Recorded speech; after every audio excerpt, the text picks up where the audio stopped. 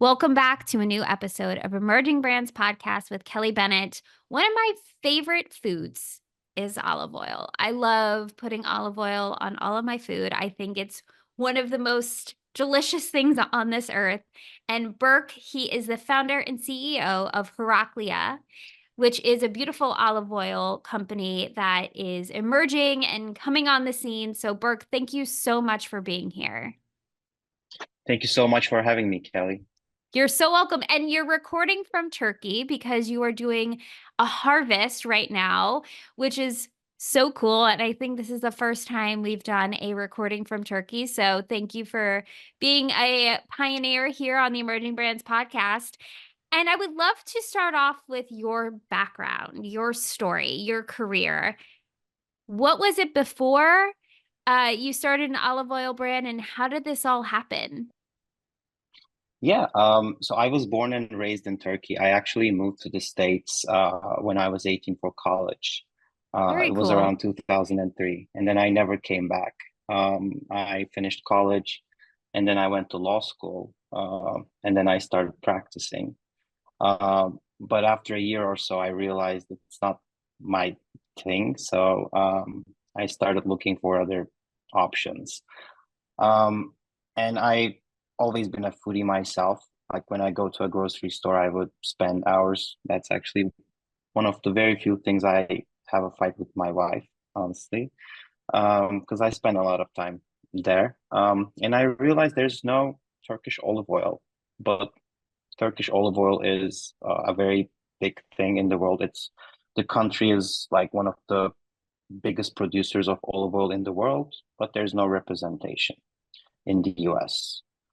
And then I said, like, yeah, this is probably what I will be doing for the rest of my life. And that's how I came about with the idea of finding Heraclea.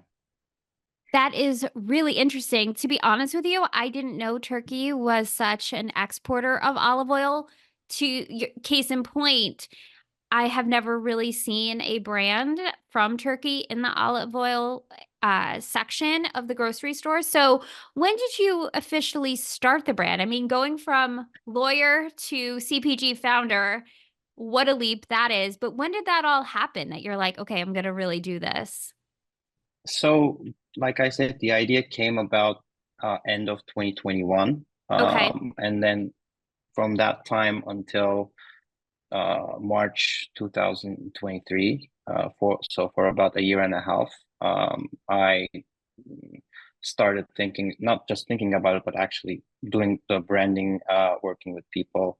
And we actually built a facility from ground up in Turkey in like Wow. 6 to 12 months time. Because one thing about Heraclea is Heraclea isn't buying oil from X producer and bottling and selling. Heraclea is growing its own olives, pressing the olives. We're making the olive oil. I wanted it to be like that. Otherwise, I felt we would have no reason to exist in the market where there's already hundreds, maybe 1,000 companies selling olive oil. So it took about a year and a half to do all of that. Wow. I didn't realize you all were growing your own olives as well and pressing them. So that was one of the differentiators that you wanted to make sure that your brand did versus other olive oil products on the market, that you're actually growing the olives, pressing them, bottling them, and then exporting. Yeah, I think to make a very high quality olive oil, and I went to a school in Spain to like from scratch learn about the entire process. They have great education on olive oil in that country. And I realized if we're going to be selling, premium extra virgin olive oil, we should be on at every stage of the production because it's very important the way you harvest the olives, the amount of time from harvesting to pressing. It should be within 4 hours. Like maybe if anything goes wrong in 6 hours, but it shouldn't take more than that. You should be immediately pressing the olives to make the oil. And then you should be taking that oil immediately in a stainless steel tank, no oxygen contact, no light contact under 60 degrees Fahrenheit. Like there are a lot of things in producing high quality olive oil and preserving its freshness that I just wouldn't want to delegate to anyone else. Right. That's I think essential. It's an essential investment if you're claiming to be making very high quality olive oil. What is Turkish olive oil known for? Or is there something that you felt like wasn't being communicated about the high quality of olive oil that comes from Turkey? Um, I'm not quite sure. Actually really I have my reasons. First, Italian and Spanish cuisines are very well known in the world. They have a very good reputation. Turkish cuisine doesn't have that. So, and Spain and Italy are, by the way, two of the largest producers of olive oil in the world. So it makes sense that they take hold of the market. And I think because those countries emerged as the top producers, other countries kind of retracted. Um, and I think that's the primary reason. And it's important that we educate consumers that Turkish olive oil is just as good as Spanish and Italian olive oil, if not better. Um, and this is not just a claim. I mean, the European Union has this program called Protected Designation of Origin. It's a sign of authenticity given by that body of the EU for products that have very distinct and unique tastes. And our olive oil, the specific region, which is called Milas, has that sign from the European Union. So it's a very unique and distinct product, which is another differentiating factor, I think. You know the source of this product. It is very specific, actually. Like we can't go and do this in California. Like it wouldn't have that authentic signage by the European Union. So yeah. That totally makes sense. And a unique story and message, right? To be able to speak to with your brand. I would love to hear how okay, so you created a facility, which is incredible. You're like, okay, I'm going to put Turkish olive oil on the map. We got, great products. We know that this could be a thing. How did you then go to market? What did that look like? Um, Also in general in life, I'm the kind of a person that kind of put myself out there without really having a detailed out plan. So I feel that. I Yep. had in I had in mind. I always knew that it would hit. It would be successful. Um, but I was, I still have partners that I work with, brokers, people who help me sell the product in different markets. Um, but it's all, I mean, I find my way as I do things. So there was no really a strategy, to be honest with you. But where we are right now, I'm quite happy. We're in our second year now, and this year we're seeing over 300% growth for the second year. So Congratulations. I feel like we're making some things right. And yeah. Who was the early adapters to try Turkish olive oil that you were producing? Were you finding them in, say, New York, LA, or was it people that were just open to trying it, foodies, chefs? I would love to hear who were those initial use cases. A lot of cut. So we first launched as a D2C brand from Okay, Heraclea.co only. We weren't in Amazon then. We only were selling at our own website. And I had seen a lot of people from the Northwest region, Seattle and surroundings, which interestingly, we also had our very first distributor in the Northwest region. And Northwest is today, even today, the by far the region where we have most locations where you can find the Heraclea product. We're in interesting. three very big chains in the Northwest region. So that region, I would say, is the early adopter. And I had been to Seattle before, like before all of this, and I always felt like Seattle and people there are um, very open to trying out new things and different cultures. So it made sense to me after the fact, like looking back. So that is interesting that Seattle was an emerging market for you and has consistently been, even in 2 years, I'm sure that it shows that there's a lot of opportunity there and that you have retailers there in distribution. So, as far as your strategy for scaling the brand going into 2025, the vision that you have for the brand overall, what does that look like? Um, well, I like to take things slow. Like this is a family-owned business, and we're in it for the long term. Like I said, my goal is to make Turkish olive oil, a big thing in the US, just like Spanish and Italian olive oils are. Turkish olive oil will be in that list, and Heraclea will be the leading brand doing that. That's my goal. Um, we don't have a certain number of stores that we must hit by a certain time. Right. But of course, my goal is to be in the major retailers that I've been dreaming of. There are a couple names in my mind, and you know, step by step we will get there. But more importantly, I think is what we're doing with our supply chain, which I think by the time this episode will be live, we will have announced this, but Heraclea is now fair trade certified, which is a Cool. very big thing in the olive oil industry because um, it's the first company to do so from the major producing regions. So there's only one other company in the world that is selling fair trade olive oil, and I'm very proud about this initiative because um, I consider everyone who works for Heraclea a stakeholder in this company.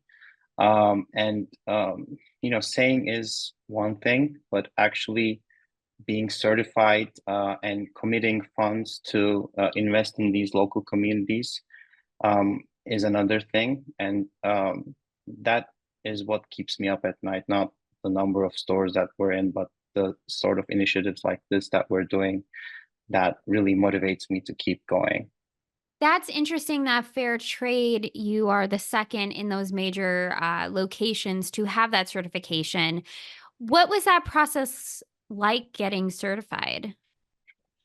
It was um it was both challenging and rewarding, I have to say. It took us a year to complete. It's a very long standard. We have around 25 premium participants right now, are full-time and part-time workers. Um, and I'll just tell you what it means for these people. So as you know, like I said, I'm in Turkey right now, leading a harvest of 2025 with 2025 people, and we spend 90 or 120, 3, 4 months together on the field every day. And these people know that we're selling olive oil in the United States, and they ask like the first question they ask is like, for how much are you selling these? What's the dollar amount? And then they know the kind of stuff we're making. And I feel like they must have a stake in this business beyond the wages that they get because without them we would not have existed. And they do so much work for us. And there is sadly, people are leaving these local villages, like young people are leaving these local villages. They are not farming anymore. They're moving to big cities and doing random jobs, trying to survive, and they struggle. And I want this company to get to a point where it's enough for everyone, and people don't have to leave their land and Right. cultivate olives and be able to uh, live off well. That is an incredible vision and something that I admire that you're building differently. And it sounds that you could tell your heart is truly in that when you were just sharing about it. And that's something I admire of a founder when they are wanting to do things in a more sustainable, thoughtful way, but when they actually put it into practice, right? Like to your point, you could say it, but when you actually do it, and you could just tell how much you really value and appreciate the people that work with you and why it's so important. And I could just speak for myself as a consumer. Those are the brands that really resonate with me because I want to make sure that what I'm buying is actually making a positive impact and doing that in a thoughtful way. So I love that vision. Is there any advice you would share to someone who wants to maybe become fair trade certified or be more thoughtful with their production, or they're in the early stages of becoming a founder of a company and they're like, what the hell am I doing? Any advice you would share with them in those early days or if that next step that they're taking? Well, just in general, I think creating a brand, and I'm not going to say just brand, but creating a company from scratch is it's it takes a lot of time, and the future is not so clear, and that kind of is like a it feels like a burden on your shoulders, not knowing what's going to happen. And there are times where you question your decisions Right. about whether this path is the right path or not. And every little mistake you make seem like is going to break the whole thing. And I think um, maybe everyone will say this, but I think it's key to be persistent and not, you know, get distracted. And whatever is going to happen, it's not the end of the world. And if you really believe in what you're doing, which in my case I am, you just keep going until you can't. Like you, there's no question. Keep walking. That's my attitude, and so far it's helped me get through the bad times of being a founder because it's really not easy. There are a lot of expenses going on, a lot of, and in my case, I'm leading a team in the US to sell the product, but also a team in Turkey to produce the product. I was just So about to it's ask you how you're doing that. 'Cause that's so like I go back and forth a lot. I have my morning calls very early, starts at like 7, 8 a.m. with my team in Turkey, and then I keep the rest of my day for my US dealings. But just keep going. And again, some people find me naive for saying this, but it's not just about making money. It's of course making money is the core of everything. Like we businesses are for profit, right. but I think there is a for nonprofit extent of any business that a founder can make happen. And our fair trade initiative is one of those things. And I think the total return of that, if you look at it, people when I tell my employee in Turkey that you're a stakeholder, it has a different kind of impact on that person, and when they feel and they are belonging to the company, the work that they do, they just it's hard to describe, but I feel like everyone is a founder in this business. Like in my business, everyone is a founder. They want the company to succeed, and that's because of the initiatives like fair trade that we're doing. And it also speaks to your leadership to lead a team in two different countries, two different cultures, two different perspectives of a business, and that people are really bought into what you're doing and want to help you produce the best product possible. So, shout out to you too for leading that because that is not easy. And it sounds like you're doing it in a very, again, intentional way, thoughtful way to have that buy in so that you can produce the best products and bringing that to consumers. Yeah, Great that's job. right. Love it. Thanks so much. You're so welcome. Okay, before I let you go, I know you're very busy. You're in the midst of a harvest, so thank you for taking this time. Where can people shop your olive oil? Well, on Amazon. It's one day Okay. delivery. It's available there. On our website, we have different gift options that you may not find on Amazon. So Heraclea.co is another avenue. And depending on where you are, I mean, in the Northwest region, if you go to any of the big natural stores, you will find us. And in Texas, we are in Central Market. If you're in Austin, you can shop from there, and soon everywhere. Amazing. Well, thank you so much for coming on the show and sharing behind the scenes of your brand and sharing about fair trade. Love it. I will look for your olive oil and thank you again. Everyone, go shop. I'll put the links in the show notes. And thank you again, Berk. Have an awesome harvest for your next olive oil batch. Thank you very much, Kelly. You're so welcome.